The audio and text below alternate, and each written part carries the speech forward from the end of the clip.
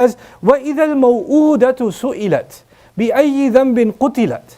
When the little girl who was buried alive is going to be questioned, what crime was she killed for?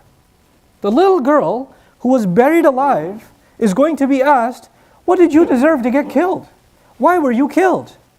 What in the world is this? And this is mentioned after the mountains sail away, after the oceans are boiling over, after all of that stuff. And right after all of this, and the wild animals are herded together, and human beings are paired by their deeds. And one of the first scenes after that is a baby girl is being questioned, why was she killed? You need to understand some background to this. You know, the ancient Arabs, they were pretty big on lineage. And the way their name carries forward is by their sons. So they were very proud to have sons.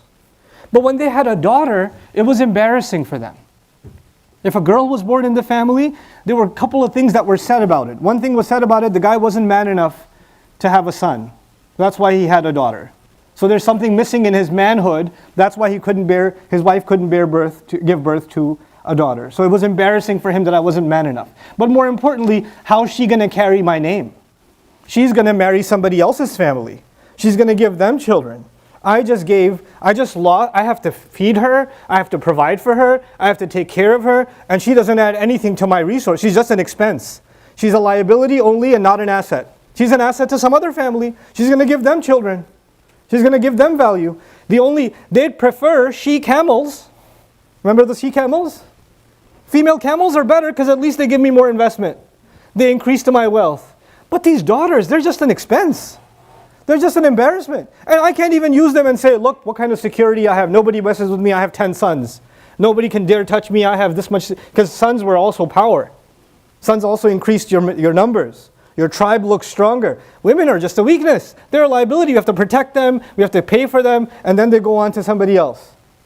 So they thought of women like that. They thought of their daughters like that. And some of them, the more merciful among them, you know what they used to do? The more merciful among them used to say, well, you know what? It is embarrassing, but what can I do? So they would take the wife who gave birth to the daughter, and they would make a separate tent for them and never speak to them again. You live there, I'll leave food outside, don't ever talk to me again. Neither the daughter nor the mother. That was the merciful arrangement. And the other arrangement was they would take the baby girl and either immediately or within a couple of years, take the baby girl out in the desert somewhere and bury her alive. Just literally bury her dead. I don't even want to think about it. This is the sickness that the Arab mind before Islam used to have in that desert. And Allah mentions this crime on Judgment Day. Why? Because Allah is describing something. There are people in the world who don't have a voice. There are people who can't speak for themselves. They can't defend themselves because they are under other people's care. And the first group of those kinds of people are children. Children cannot speak for themselves.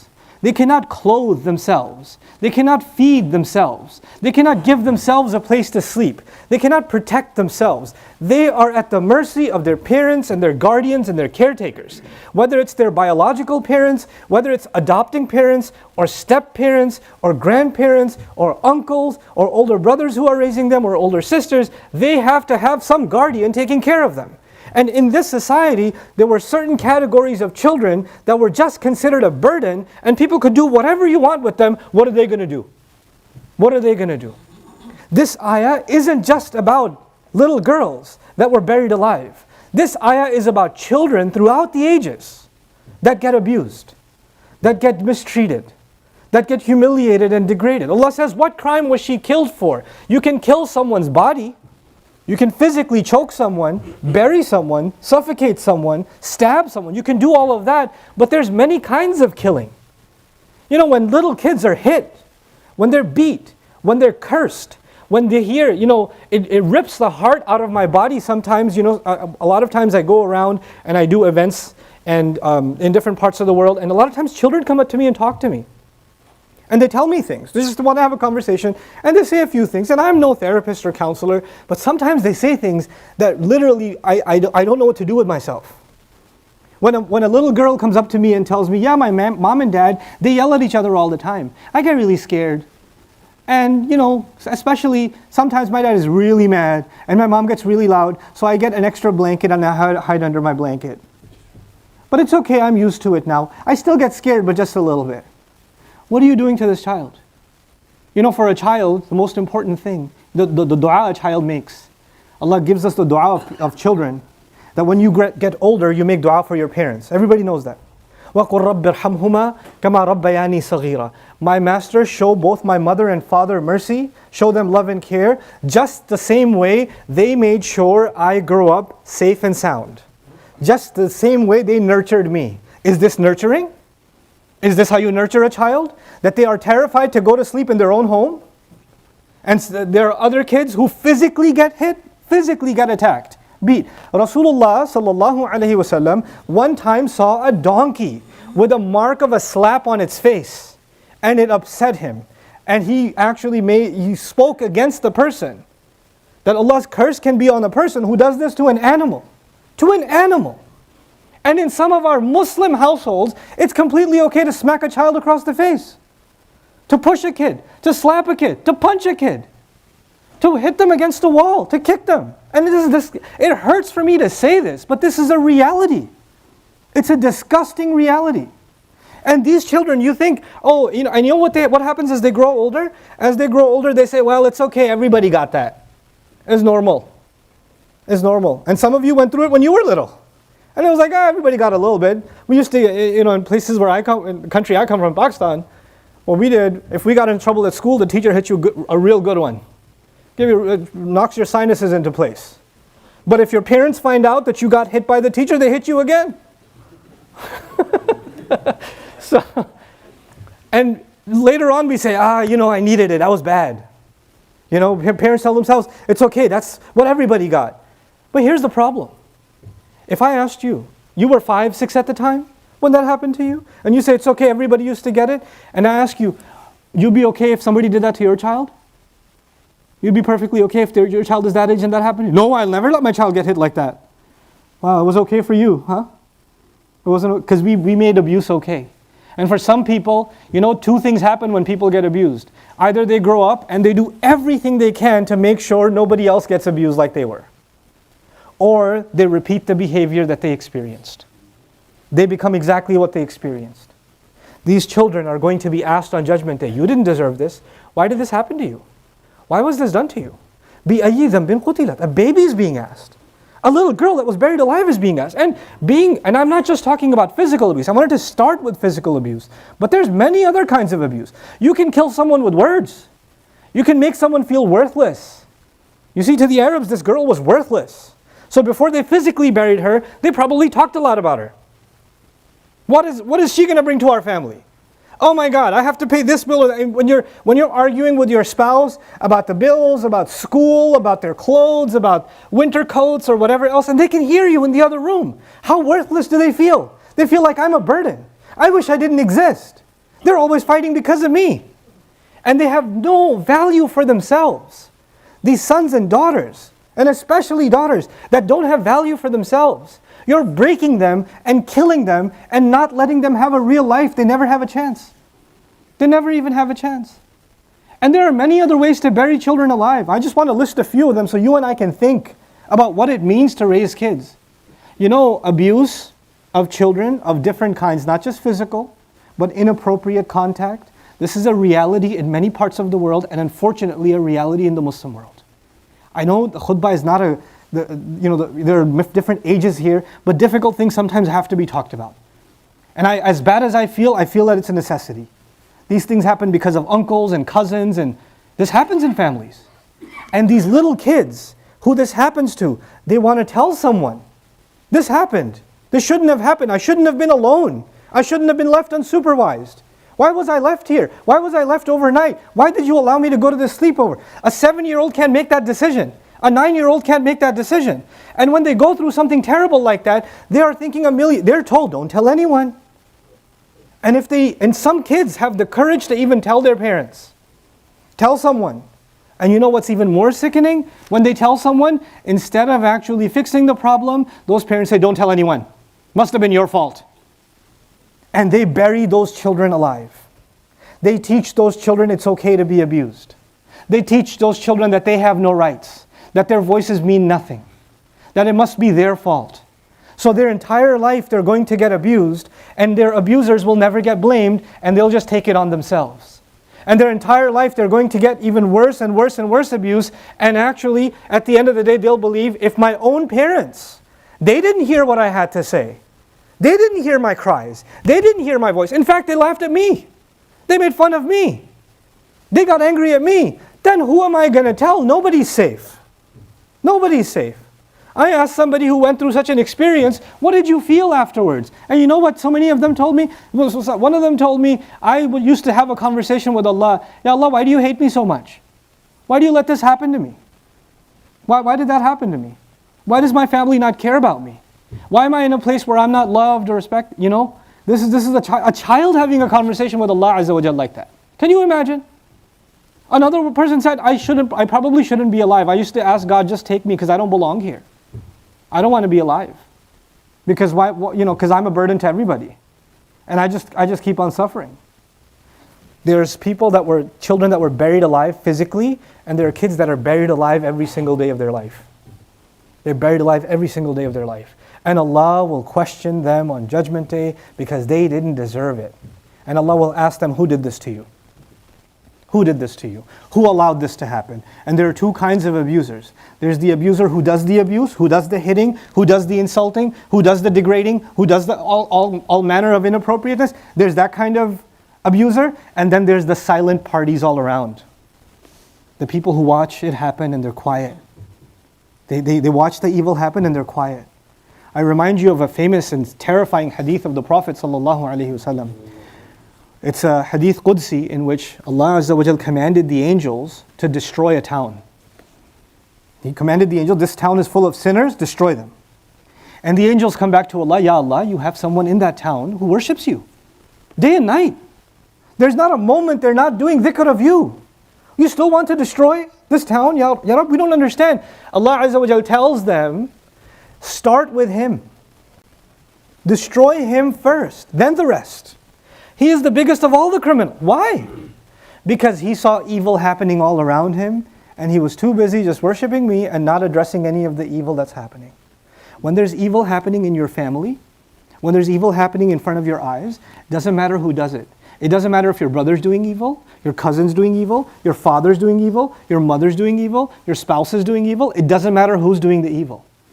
If you remain silent, then Allah Azza wa Jal in this hadith is teaching us that He'll start with you. You knew the truth. You knew to stand up for justice. So when she's asked, what crime was she killed for? Why did nobody stand up for this child? How was that even possible? It's not just even the crime of one person taking a child and taking them to get buried. Where were the other 10,000 people in the village who said, we'll bury you if you touch this child? Nobody gets to touch this child.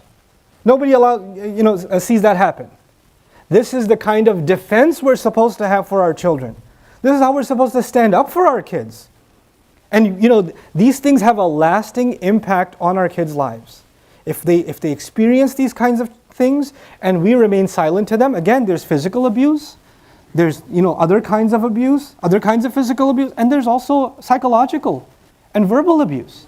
And it gets so bad, eventually kids learn that they have no voice. And these daughters of ours grow up in many Muslim cultures who have worse practices than before the times of Islam. There are some Muslim cultures today, before Islam they used to be Hindu or Buddhist. Before Islam there used to be some other religion. And even after Islam, some of the Jahiliyyah from before Islam is still there. Before Islam, women had no honor. And after Islam, women still have no honor. You will tell your daughter, you are going to marry this person. I don't like him. Don't be ungrateful. Allah subhanahu wa ta'ala says, don't be ungrateful. Are you serious? Allah Azza wa Jal ever says to someone that they have no right to refuse a proposal? And they're being made to feel religiously guilty that they turned down a proposal? They're being made to say, Allah sent this ni'mah your way, you're kicking it away. You have no right to say that. You have no right to say that to a daughter. A daughter can choose who she wants to marry, and she can choose who to refuse. Your job is to approve it. Your job is to say, this is okay, this is not okay. The example of Musa alayhi salam's marriage is in the Quran. It's clear. It's very clear. Allah gave our daughters that right to refuse without being made to feel guilty. Without being told, if you turn this down, who's going to marry you? Have you seen yourself? You're past the expiration date. Get married already. When you do this to your daughters, you're burying them alive. You're suffocating them. This is not okay to do. And you know what? The crazy times we live in, we don't even just bury our daughters alive. We bury our sons alive too. We humiliate them too. We degrade them too. We don't let them live their own lives. Allah Azza wa Jal has given us this profound deen. You know, one of the things that baffled me about Quran, when you think of a yatim is someone, an orphan is someone who either the mother or usually the father isn't there, the provider, the caretaker isn't there. When you think of a caretaker, what do you think of? Financially, they're taking care of someone. You know, they're providing housing, they're providing education, they're protecting them, all of these things. How many people in the world, how many children in the world have both parents or at least one parent physically alive, but they're still yatim? They're still yatim. They have no protection, they have no dignity, they have no respect. And why am I mentioning dignity? What does Allah say? Kalla, balla. He doesn't say tut'imun al-yatim. He says kalla, balla, tukrimun al-yatim. No, you people don't honor the orphan. Honor the orphan. What does that teach us? That Allah Azza wa Jal wants us to honor children, especially children who have a lack of protection. Especially those children. And we're living in the craziest times. Forget about honoring orphans. We're not even honoring our own children. We're not even listening to them. Think of the example of Yusuf alayhi salam, who comes to his dad and he tells him a dream. And when he tells him a dream, just a dream, the father sits him down and gives him so many compliments and so much validation. When was the last time you told your son or your daughter, I'm proud of you? I'm sorry for the way I was harsh to you. All our kids know is we criticize them. They didn't eat right, they don't sit right, they don't stand right, they don't talk right, they don't this right, they don't that. We just constant criticism. We don't care about their comfort or their dignity. You know, even subtle things, I'm not angry about this, I'm just sad about it. When I go to different events, people want to come and they bring their children and they want to take a picture next to me. It's cute, I don't mind. I love meeting with children. But sometimes you bring me a 3-year-old girl, a 4-year-old girl, a 5-year-old boy who's scared of me. They're like, oh my God, this guy came out of the iPad. He's real. You know? So they get terrified. And they're holding on to their mom or their dad. And the dad is pulling them off of their own body saying, Brother Numan, this one loves you. They really want to take a picture with you. And this kid is holding on to his dad for life. Please don't do this to me. And I'm like, I'm pretty sure they're not comfortable. No, he's really happy. Just hold him. You know what that teaches your children? We don't realize. We just think, oh, there's an opportunity to take a picture. And then I say, just 1 second. You're going to take a picture. You're going to be happy about it. What does that teach these kids? These kids are taught my fear, my reservation, my discomfort means nothing. That means nothing. This picture is more important than my feelings. That's more important. And you're also teaching them it's okay for some stranger to hold. I'm a stranger to them. It's okay for some stranger to hold you. And that's not an okay thing to teach. That's not an okay behavior to accept. This is why honoring children, not allowing them to be buried alive is so important. To dignify them is so important. To engage them in real conversation is so important. Our religion does teach us the value and the importance of parents. But when parents don't become people of tarbiyah, when they don't do the proper tarbiyah, when they don't validate their children, when they don't teach their children, how to make their children feel loved, valued, heard, even respected. But some parents, they want to impose their authority and expect respect back. The only thing you gave them was fear. You give them fear and you want back respect. Guess what's going to happen? Eventually they won't be scared anymore. And when they're not scared anymore, you're not going to get an ounce of respect. You're not going to get anything. As a matter of fact, what they will have is hatred towards you. They'll have hatred towards you because all you gave them was fear. If Allah, ask yourself this question again. If Allah is telling us we have to honor the orphan, how much more do we have to honor our own kids? وَأُولُو الْأَرْحَامِ بَعْضُهُمْ أَوْلَى بِبَعْضٍ فِي كِتَابِ اللَّهِ. The people of the womb are more priority to Allah. The ties of blood are a bigger priority than anything else. This is something we really seriously have to think about. Don't yell at your children in front of other people. Don't even yell at your children in front of other children. As a matter of fact, you shouldn't be yelling at your children anyway. You keep yelling at your kids, they're not going to That just means, oh man, the radio's on again. Oh, here he goes again. They're going to hear it eventually. They're not going to hear nothing. All you're going to do is yell. That's all you're going to do. You know? Which parent wants to hear? You could yell at them your whole, in their early years when they turn 20, 21, 22, you yell at them and they say, you're not the boss of me. Who wants to hear that? Put your voice down. I'm not a child anymore. Who's looking forward to hearing that? None of us. Did our Messenger ﷺ raise his voice? Did the Quran not say when you raise your voice you sound like a donkey? The Quran didn't say that. How is it okay for us to raise our voice at home and sound like a donkey? According to Quran. According to the Quran. And if you sound like one, you'll end up getting treated like one. So we have to learn a different approach. We have to learn a dignified approach to discipline. You know what our Messenger used to do, sallallahu alaihi wasallam, when he was really upset? When he was really upset, he used to be silent. When he's really upset, he used to be silent. And the family would know something is wrong. Just from his silence. Just from his silence. Have we tried that approach? And why are we upset all the time anyway? When a child misbehaves or a child does something wrong, it's an opportunity to teach them something good. Not just to yell and scream. That's not going to get us anywhere. That's not going to build. And then we say, well, we want them to be good Muslims. How are they going to ever become good Muslims if you're not even letting them feel like dignified human beings? Let them feel like human beings first. Then the beauty of Islam is on top of that. That's on top of that. Don't yell at them in front of others. Don't discipline them.